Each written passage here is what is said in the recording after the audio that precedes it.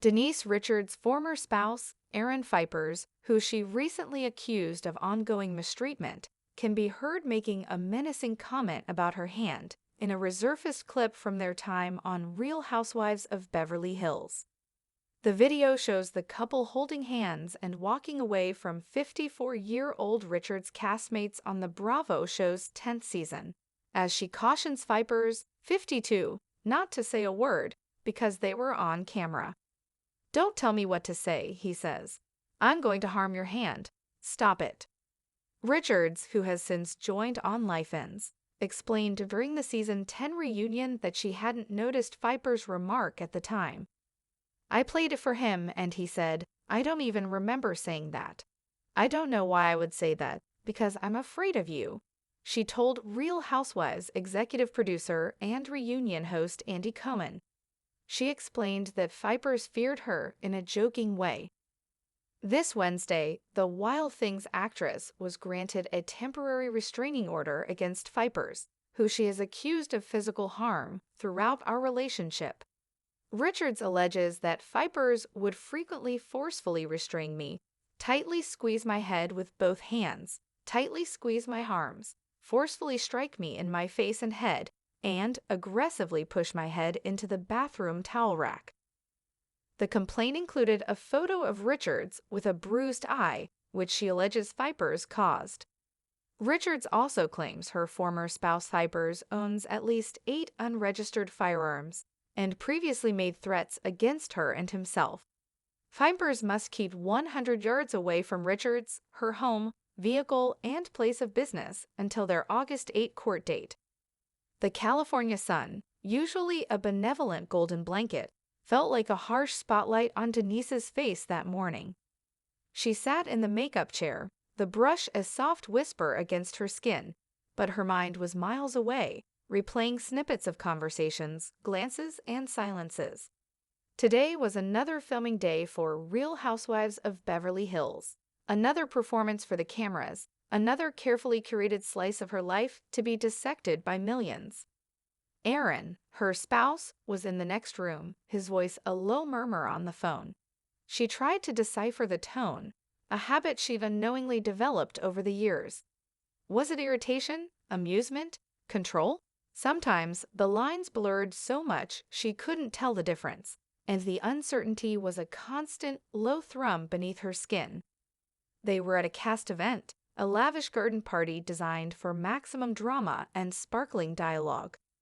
Denise, ever the professional, smiled, laughed, and engaged, her practiced charm a shield against the growing unease within her. The cameras, ever present, were like hungry eyes, devouring every gesture, every inflection. Later, as the group dispersed, the air still thick with the scent of expensive perfume and manufactured bonhomie, Denise found herself walking hand in hand with Aaron, away from the lingering chatter of her castmates. The mic pack was still clipped to her back, a tiny sentinel recording their every word. She squeezed Aaron's hand, a silent plea for discretion.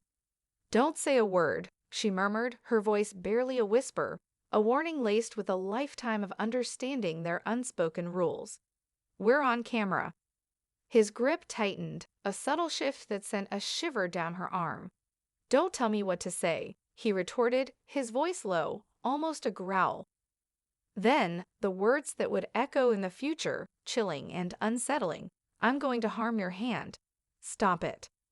In that moment, under the bright lights and the watchful eyes of the crew, Denise barely registered the severity. It was just Aaron being Aaron.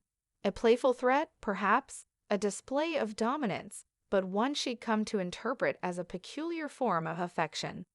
She was so accustomed to navigating the currents of their dynamic, to the push and pull, that the alarming undertone simply blended into the background noise of their life. She smiled faintly, tugging him along, already mentally preparing for the next scene, the next conversation, the next performance. Months later, the scene resurfaced during the season 10 reunion. The clip played, stark and undeniable, on the large screen. Denise watched it as if for the first time, a cold knot forming in her stomach. Had she truly not heard it then, or had she simply chosen not to hear it, to protect the fragile peace she had constructed around herself. Andy Cohen, the reunion host, his expression a mix of concern and journalistic curiosity, turned to her. "Denise, what was going on there?" She took a deep breath, the familiar script forming on her tongue. "I played it for him," she began, her voice steady, and he said, "I don't even remember saying that. I don't know why I would say that, because I'm afraid of you." She offered a small, knowing smile. "He fears me in a joking way, of course." The words felt hollow, even to her own ears. The other women exchanged glances, a silent symphony of disbelief and pity. But Denise held her ground, maintaining the facade, the story she had told herself, and now the world. The truth, however, was a relentless tide, slowly eroding the carefully built sandcastle of her public image. The joking way had begun subtly, a tightening grip on her arm when she spoke too freely, a sharp look across a crowded room that silenced her mid-sentence. Then came the playful shoves, the accidental bumps. Each incident, small on its own, chipped away at her sense of safety, leaving her increasingly isolated, increasingly wary. The physical harm, she would later allege, had been a constant, terrifying undercurrent throughout their relationship. It wasn't always visible, not at first. It started with the forceful restraints, the tight squeezing of her arms during arguments that left faint, tender bruises she could hide under long sleeves. Then, the moments of intense anger, where his hands would tighten around her head, a terrifying pressure that made her dizzy with fear. She'd learned to anticipate the shifts in his mood, the subtle changes in his eyes that signaled the storm was coming.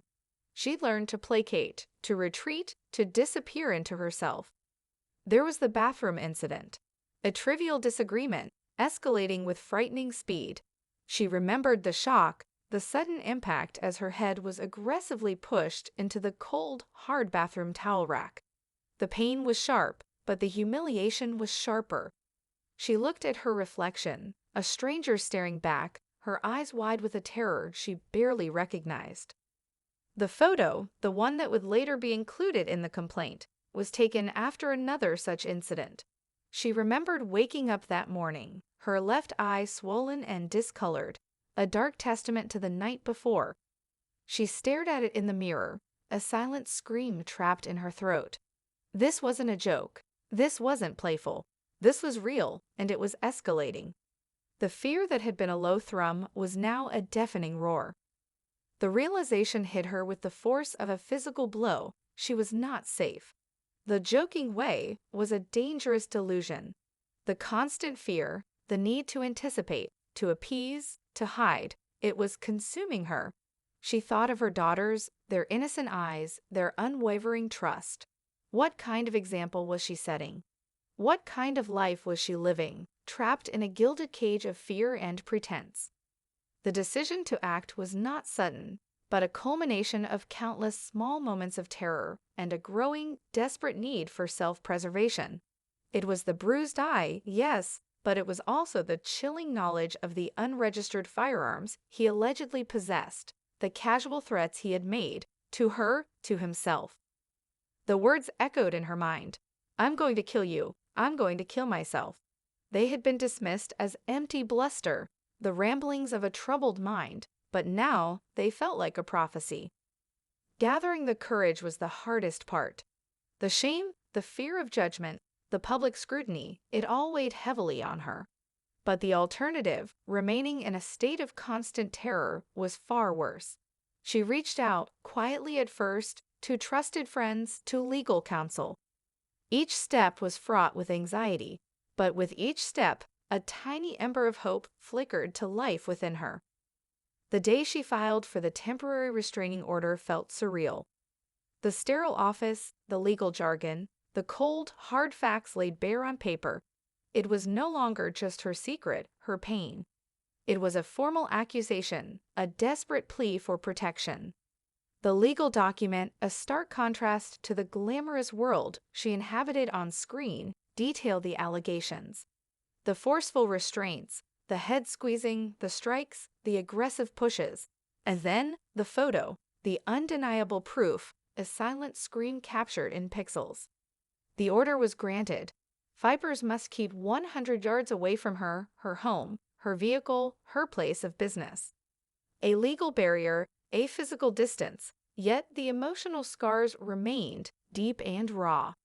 The August 8 court date loomed, a final hurdle, a day of reckoning. As the days crawled towards August 8, Denise found a quiet strength she hadn't known she possessed. The public narrative might be messy, the headline sensational, but her private truth was clear. She was fighting for her safety, for her peace, for her right to live free from fear. The woman who had once dismissed a menacing comment as a joke was gone, replaced by someone resolute, someone determined to reclaim her life, one courageous step at a time. The script had been rewritten, and this time, she was the author of her own ending.